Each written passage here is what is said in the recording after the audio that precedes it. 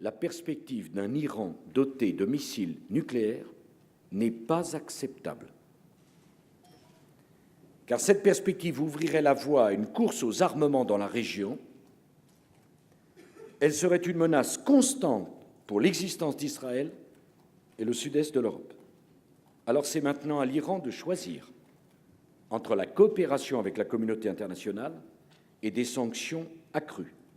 Comment est-ce que vous pouvez assurer, dans ce cas-là, que l'Iran ne va pas s'écouter?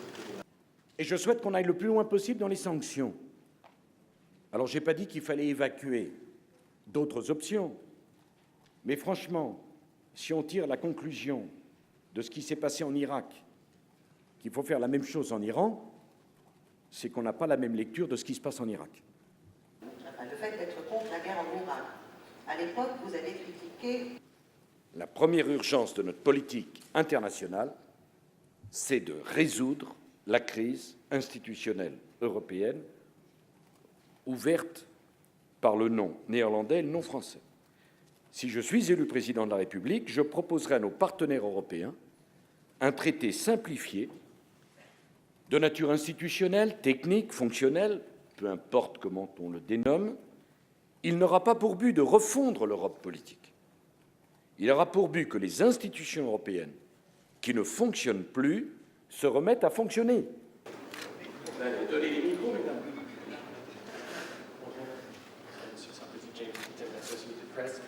Vous parlez...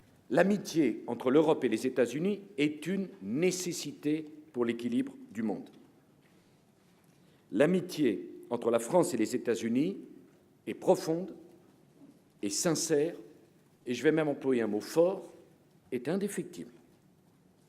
Mais l'amitié, c'est d'être avec ses amis quand ils ont besoin de vous et d'être capable de leur dire la vérité quand ils ont tort, en tout cas à vos yeux.